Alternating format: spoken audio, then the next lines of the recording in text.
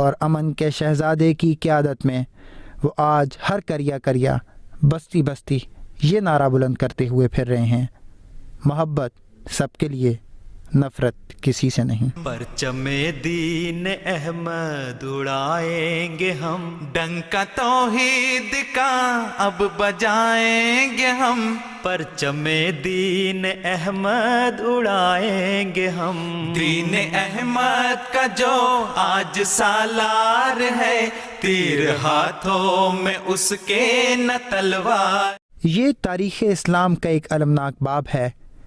کہ مسلمان 800 برس کی حکمرانی کے بعد اسپین سے حرف غلط کی طرح مٹ گئے۔ اس کی وجہ مسلمانوں کی باہمی نااتفاقیاں اور عرب و بربر کے اختلافات تھے۔ ریاستی خانہ جنگیوں نے مسلمانوں کو زوال کی راہ پر ڈال دیا، حتیٰ کہ 1236 عیسوی میں اندلس کا ہیرا شہر قرطبہ مسلمانوں کے ہاتھ سے چھن گیا اور عیسائیوں نے مسجد قرطبہ کو گرجا بنا لیا۔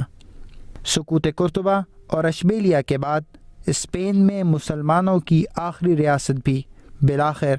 1492 کو عیسائیوں کے قبضے میں چلی گئی۔ تبا ماضی کی داستاں بن چکا، قصر غرناطہ عبرت نشاں بن چکا، روب اشبیلیہ بھی دھواں بن چکا، گویا مردوں کا یہ ایک جہاں بن چکا، اس پہ آنسو نہ ہرگز بہائیں گے ہم، نئے ارض و سما اب بنائیں گے ہم، اس پہ آنسو نہ ہرگز بہائیں گے ہم، نئے ارض و سما اب بنائیں گے ہم، اس پہ آنسو نہ ہرگز بہائیں گے ہم، نئے ارض و سما اب بنائیں گے ہم۔ اسپین جو مسلمانوں کی عظمت رفتہ کا امین، مگر اسلامی اسپین کی حکومت کے دردناک زوال کی بے شمار کہانیوں کو اپنے دامن میں سمیٹے ہوئے ہے، اب وہ مسیح محمدی کے ان پروانوں کے لیے اپنے اسی تار تار دامن کو ایک بار پھر کشادہ کرتا ہوا دکھائی دیتا ہے، جو یہاں حکومت یا زمین کو نہیں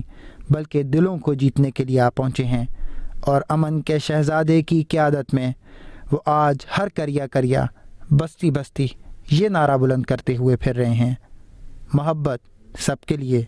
نفرت کسی سے نہیں۔ پرچم دین احمد اڑائیں گے ہم، ڈنکا توحید کا اب بجائیں گے ہم، پرچم دین احمد اڑائیں گے ہم، دین احمد کا جو آج سالار ہے، تیر ہاتھوں میں اس کے نہ تلوار۔